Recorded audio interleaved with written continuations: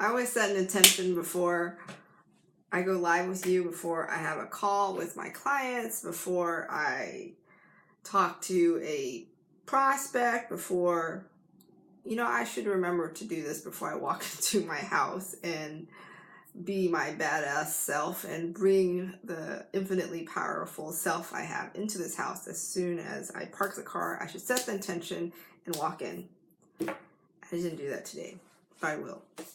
And I was setting the intention for this video, and my intention is always that I speak from my heart and from my soul, and may what I say resonate with your heart and your soul, and aid with the expansion of your soul and all that is aligned for you. And I also ask that clients start coming my way so I can truly stop playing in the sandbox and being really in the arena of providing the space for my clients. And today I had this amazing dinner with a friend, and if you're looking for ways to be healthier, you can consult with me, and I also have some recommendations for that. And if you're looking for a life coach, looking for to live a deeply transformed life, you're looking for how you could live your most powerful life at an accelerated pace instead of a circular way of doing it, a roundabout way of doing it, then that's the power of having a life coach in your life. And that's the space and the arena I provide for you. We talk about deeply meaningful, powerful stuff. We talk about blind spots. We talk about things that are holding you back. We talk about actions you have to take. And it's profoundly powerful. It's amazing. And once you have a life coach, it's hard to go back. And one of the things I said to my husband a while back was, he thanked me that I allow him to play golf whenever he chooses to. And he said that wasn't always the case with his coworkers and his friends. And he said he thanked me for allowing him, for letting him play golf whenever he wanted to. And I said, I don't allow you to do anything. You do whatever you want to do, and we do our best to support you. And it's such a unique way to live. And I've never been fully honest with my husband as far as me sharing all of my desires and things that are important to me. I think if it will rock the boat, or if I think he won't approve, or if he'll judge me or love me less or something, then I usually hold back and I don't share about it and I don't talk about it. But recently, a life coach has entered my life, and I've learned over the last few months, almost a year now, the pivotal role she plays in my life and the quality of my life once I've had a life coach in my life. And this is something I desire to have all the time. And I shared that with my husband, and I worked out the numbers. I'm like, I know we can do it. I know there's a way for us to do this. And it's a big, uncomfortable number. And my husband is very numbers oriented, and he's like, no, I'm not comfortable with that number, and I don't think we should do that. And if you want to do that, then I'm going to start earning more money on the side. So I can look at it as two things. I can look at it as I'm forcing my husband to work extra, or I can think of it as this is his way for him to show his love and support me in my desires.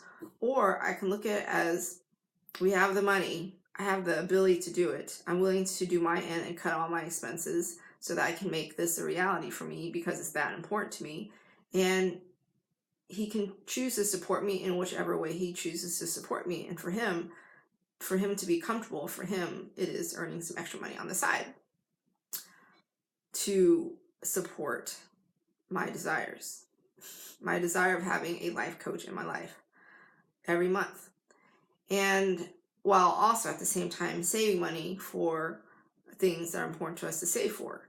And it was a really powerful day, when I look at it that way, where I wouldn't have had this conversation with my husband before, and I wouldn't have been okay with putting him in a possibly uncomfortable position where he would find ways to earn extra money. Like, I was so against it before, and now I decided I'm going to allow him to support me the way he chooses to support me, and be okay with it, and be really honest with him about what I truly desire, instead of just shoving things down and thinking, okay, well, if he has to work extra, then I'm not going to do it because I don't want to put him in a bind.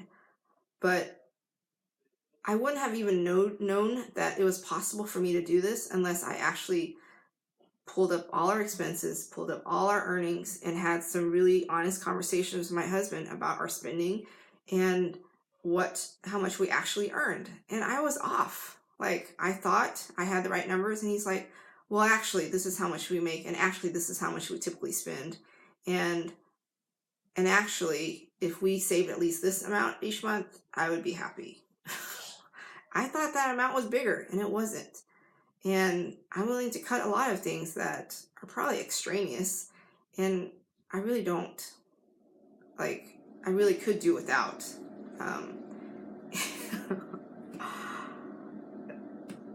So I thought that was so powerful, and I want to share that with you in case you have any money issues, or you feel like you have to put yourself last, or you feel like you can't have an honest conversation with your husband about where you would like to spend your money, what desires you have about putting money in yourself and having a life coach in your life, or whatever other aspect it is. Like, you have that capability. You have that choice. Hi, sweetheart. Hey, Mama. Yes? Let's play video games. Okay, I'm going to do this video, and then I'm going to take a shower and wash my hair. Why is it taking You want to say hi? Hi. There you are. What do you want to share with the world?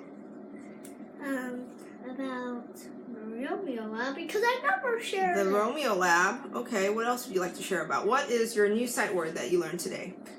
I don't know. There's tons of them. How do you spell little? That's not my new sight word. Oh, well, that's your old sight word. How do you spell little? Hey, one is one on, and then there's one that has started with an O and then an F. What's that? Of. O-F is of. And we have learned she, he. She There's and tons he. of them. I don't know. How do you spell she? I don't know.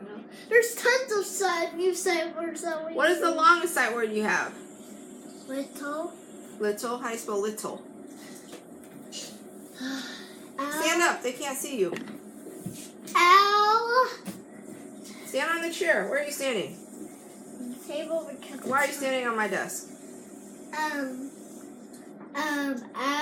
L-I-T-T. Austin, mom's trying to- He's fine. He's in the video. L-I-T-T. L-E. Very good. Nice. Nice work. That's right. How do you spell cat?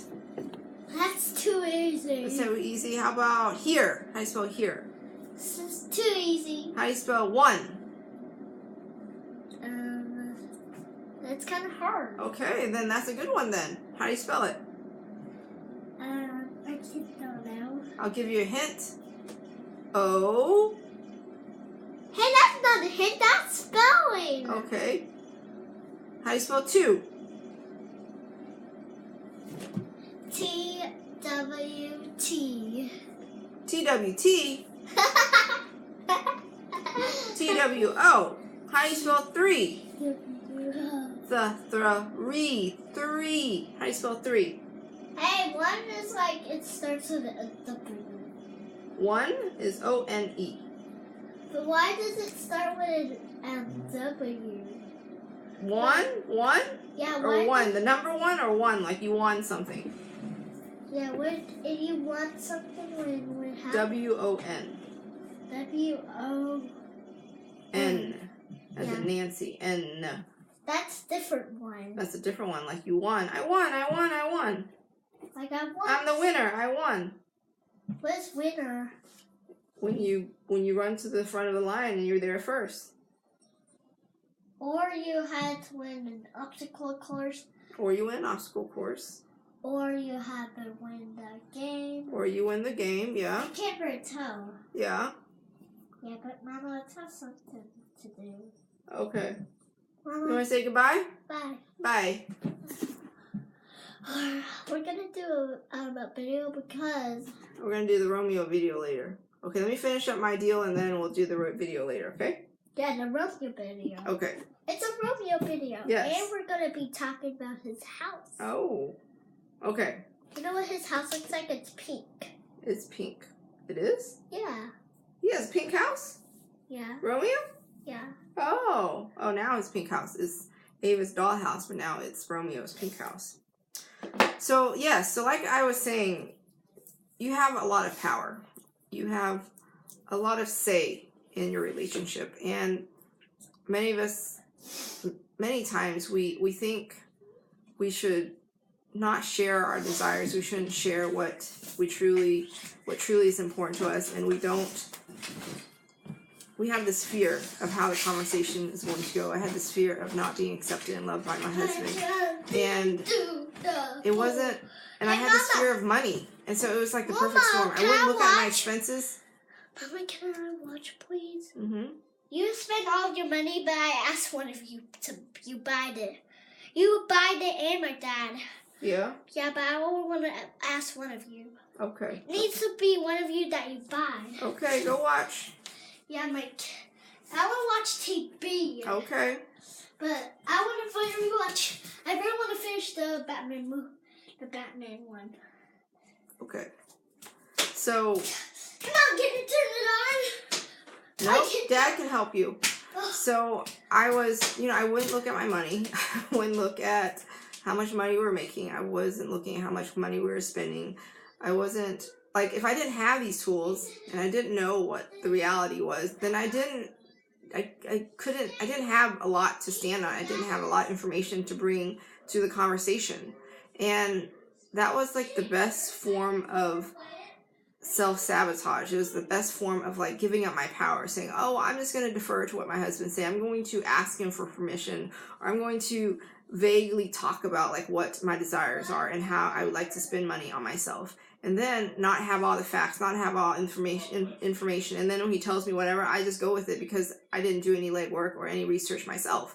And that was such a disempowering way to live. I was giving up my power with my money. I was giving up my power with my desires to spend money on myself. Like, in the meantime, I'll just be unhappy or unfulfilled or doing stuff half-assed or doing things at a slow snail pace or something because I just didn't take responsibility and looked up my money, looked at the money situation, and then had a really honest conversation with my husband. Like, what if he judged me? What if he doesn't like me? What if he thinks I'm whatever, And so I'm sharing you that story because I am so good at putting up this image that I am this perfect woman who has it all together, and I don't. Not at all. And that's part of the reason why I have a life coach, is to help me transform any areas of my life that I choose to transform and be powerful about. And that's also why I chose to be a life coach, is because I know there are women out there like me who don't have a healthy relationship with themselves, don't have a healthy relationship with their money, don't have a healthy relationship with their husband, as far as being really honest and real with them and sharing their true self, all of it. There are women out there who don't love the relationship they have with their parents, and there's probably women out there who don't love the way they are around their kids. And all of that has shifted for me. And I learned how to do it. I learned what it felt like when everything was out of alignment. I learned what it was like to not believe in myself and not have faith in myself, and to really do things that are very disempowering and not at all transformative or serving me in any way. And I let that shit go. I'm done with it. I processed it and I let it go. Everyone has inner shit and it's time for you to let it go. So if you don't know how to let it go, you don't know how to live a transformed life, you don't know how to live a powerful life, you don't know how to have a healthy relationship with your husband where you can be truly, fully you without fear of being judged or rejected or whatever, you don't know where to start, what to do, or even if you even have a relationship problem with your husband, because I was in total denial. I was like, yeah, things are great, everything's fine. But I was just lying to myself, just like I was lying to my husband, until I realized, oh, this is not the kind of life I like to live, and this is not the person I like to be, and it's holding me back in many aspects of my life. My ability to earn money, receive money, to live a powerful life, I manifested every day that I would live a life of freedom. And ask and you shall receive. I now have the freedom of speaking honestly with my husband. I have the freedom of spending money freely on the things that are really important to me, and I have the freedom of being myself. Today I was at work, and usually I would about the video games too. Okay. And how about we talk about it after I finish my video? No, Mama. We're gonna. Well, stand up so they can see you. We're gonna talk about it and show about it. Okay. We'll do that after my video, okay? But it's gonna take long. Well, yeah, because I'm gonna do this and I'm gonna take a shower, wash my hair. In the meantime, you can go do whatever you'd like. And where's the meantime? It means while that's going on, you can do something else. Play. Yes, you can go play video games with Dad. Or I can watch. Or you can watch. I can watch the little one. Yeah, you can watch your Kindle Fire. That's fine. If I ever want to watch it. I need to charge. Okay, I think it's already been charged because we charged it last night. So I was saying, I forgot what I was saying. I was saying, I was like, hold on to that thought while Austin talks. We were talking about living a transformed life. We're talking about we don't even know where to start. We talked about being honest, asking for freedom. Yes, I was manifesting every day that I would have freedom, total freedom. Okay, then watch him play. Why don't you play with him? I manifested that I have total freedom and live in total abundance. And I thought I knew what that meant. But I think that also means that I have complete freedom in my self-expression. Oh yes, I remember. So whenever certain topics come up at work, I always stay quiet because I don't know how someone would react. And recently I became vegan. And food in general is very controversial when it comes to like the kind of food you eat, the food you don't eat. And I happen to be vegan, which means I don't eat cow's milk, I don't eat eggs. I do mostly plant-based stuff and nuts and seeds, fruits and vegetables. I learned how to make lasagna with ricotta cheese that's made from cashews and lemon juice and Celtic sea salt, and it's amazing. Roasted vegetable lasagna is amazing. And I learned all this after I became vegan, and one of the dishes I was really famous for at work was a vegan chili, and this was not a vegetarian chili, and it had cheese in it, and it had chocolate in it, and it had all these amazing ingredients in it. It was Rachel Ray's recipe with portobello mushrooms, and I added beans, and I added Beyond Meat, and I added cheddar cheese, and the sour cream calls for a cilantro, avocado, lime sour cream. And so I would use real sour cream made from cow's milk, and I would blend in fresh lime zest with lime juice with cilantro and avocado, and I would turn it into a Frito pie, and I would win these competitions because it's such a phenomenal dish. Yes, Rachel Ray is amazing. And I became vegan, and one of my coworkers, she's like, hey, can you make that dish again? And I was like, I'm vegan now, like I don't make non-vegan stuff anymore. And she said something else, and usually I would never blurt out things about like what my stand is on veganism, because I always thought like, I don't want to offend anybody or hurt anyone's feelings or make them uncomfortable.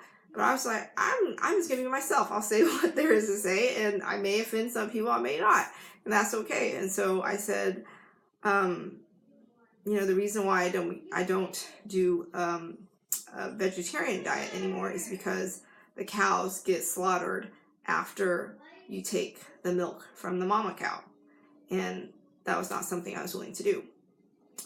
And that's why I don't cook with cheese. And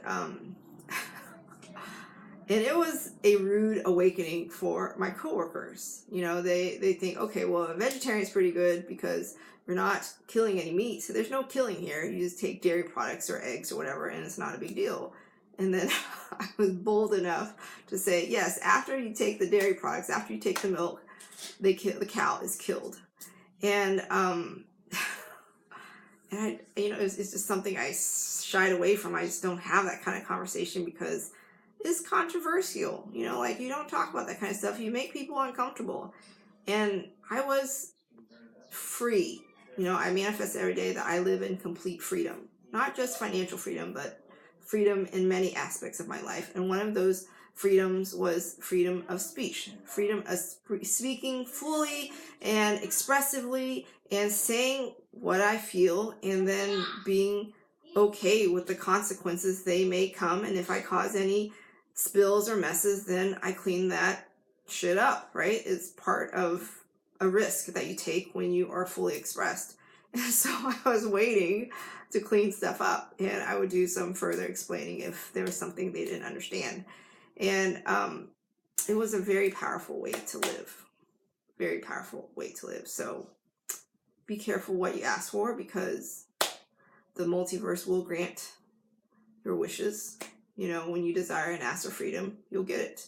When you ask for clients to be sent your way, the multiverse and our Heavenly Father obliges and honors your requests. And when you pray and when you ask and you set an intention before whatever it is, then it happens, it takes place. And you are infinitely powerful. You are an amazing being, and you have all this power within your thoughts and your words and your prayer and your heart's intention and your soul's purpose. And unless we use it, we don't know the kind of power that we wield. And it took me a while to get that. And I'm sharing that with you today. You are infinitely powerful. And when you choose to use that power and you choose to tap into it and ask for help and set those intentions and take the action there is to take, you will start seeing transformation and results and things falling into place, and a lot of stuff starts making profound sense to you. It's very powerful. So I think the subject of today's video is what happens when it doesn't get harder. And my husband, he was playing the Donkey Kong game, and he was so disappointed that it wasn't like the Donkey Kong at the arcade where it got harder. Meaning, even as a transformed person, you're always going to look for more ways to continually expand and grow as a person, because that's the whole point, for you to becoming more and more of your actualized self and to fully be an amazing version of you. And even as much transformation as I've had with having a life coach in my life, there's always more to transform. There's always more layers to uncover. There's always more for me to learn about myself. And the more I learn, the more that I encounter, the more that I uncover, is the better of a life coach I am for my clients, because I was there. I got it. I journaled about it. I processed it. I sat with it. I experienced it. And that is part of our whole experience of oneness, of being completely connected and being in a position to help one another, is when we share our experiences with one another and we help others to their journey onwards and upwards, so they tune into the version of their life that they like to live that is most soul aligned for them. Sending you love, light, and profound transformation and clarity. Get a life coach in your life. She, like me, will forever change your life. Inside out, body, mind, and spirit. I'll see you tomorrow.